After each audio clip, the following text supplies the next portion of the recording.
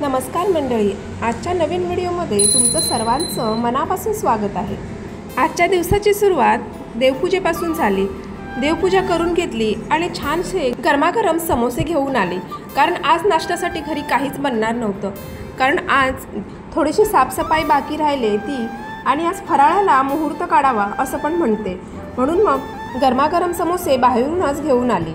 बाल्कनीमध्ये आली, बाल्कनीमध्ये छानशी गुलाबाची फुलं फुललेली होती। तर या गुलाबांना फुलून जवळजवळ 8 दिवस होत आले आहेत, तरी पण ही गुलाबं एकदम टवटवीत आहेत। हे गुलाबाचं झाड माझ्या मैत्रिणीने गावावरून दिलं आहे, माझी बेस्ट फ्रेंड आहे, तिने दिलं। बाल्कनीमध्ये कोवळं ऊन आलं होतं, म्हणून मग गरम गरम पाणी घेतलं आणि गरम गरम पाणी पीत थोडा वेळ बाल्कनीमध्ये बसली। आज ना डीमार्टमध्ये ऑफर्स चालू होत्या, तर ऑफर्समुळे मी 2 लिटर दूध घेऊन आले, आणि कारण मला घरी दही पण बनवायचं होतं।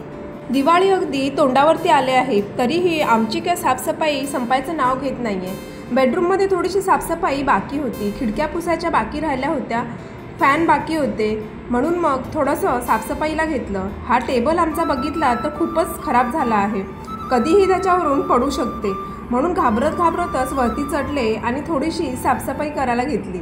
वरती चढले पण टेबल हलत होता, त्याच्यामुळे मला असं वाटलं की मी पडते की काय।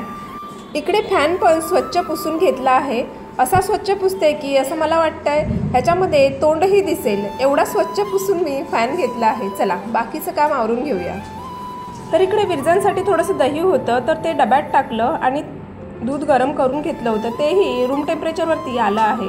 आता त्याचं छानसं दही बनेल।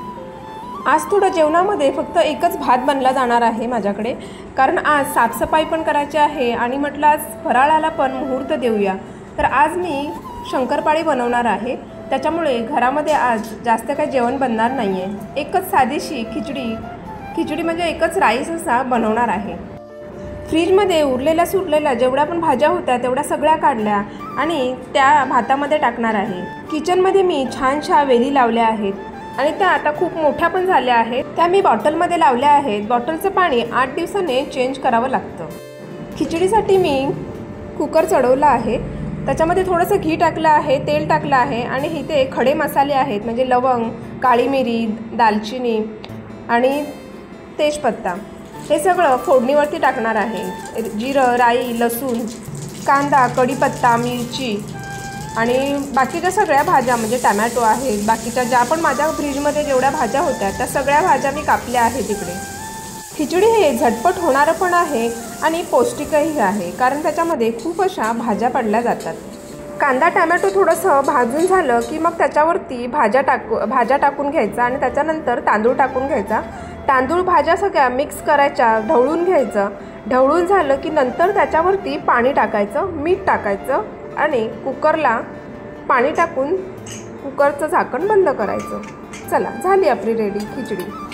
खिचडीबरोबर खायला थोडासा रायता बनवते। रायत्यासाठी मी गाजर, टमॅटो, कोथिंबीर, कांदा घेतला आहे, बारीक असा कापून त्याच्यामध्ये दह्यामध्ये टाकला आहे आणि इथे थोडीशी बुंदी होती, तर बुंदी पण थोडीशी दह्यामध्ये टाकली आहे, मीठ टाकलं आहे आणि थोडासा चाट मसाला। छानपैकी रायता ढवळून घ्यायचा आणि थोडा 2 मिनटं तसाच ठेवून झाल्यानंतर आपण, तुम्हाला जर तिखट पाहिजे असेल तर थोडीशी बारीक कापून मिरचीही टाकू शकता। चला रेडी झाला आहे रायता। चला जेवायला पण बसूया, कारण शंकरपाळ्याची पण तयारी करून घ्यायची आहे। छानसं जेवण झालं आहे, थोडक्यात पण लगेच होणारं आणि मस्त पौष्टिक अशी खिचडी। जेवण पण झालेलं आहे आणि आता इथे मी मोजून सगळं सामान बरोबर तुम्हाला सांगणार आहे, त्या पद्धतीने तुम्ही जर शंकरपाळ्या केल्यात तर तुमच्या शंकरपाळ्या एकदम खुसखुशीत होतील। इकडे मी 1 किलो मैदा घेतला आहे आणि वाटीप्रमाणे त्याला 4 वाट्या, म्हणजे छोटा टोप आहे त्या 4 टोप असं हे मोजमाप आहे।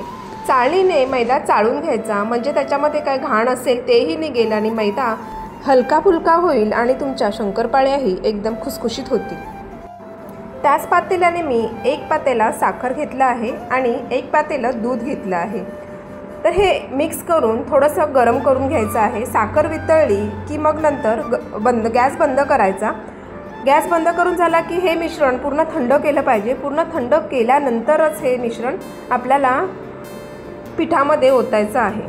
इकडे मी वेलचीची पावडर आणि जायफळची पावडर पिठामध्ये मिक्स केली आहे आणि चिटकीभर मीठ टाकलं आहे कारण मिठामुळे काय होतं, जर गोड पदार्थ असेल तर त्याला थोडीशी रुचकर अशी टेस्ट येते।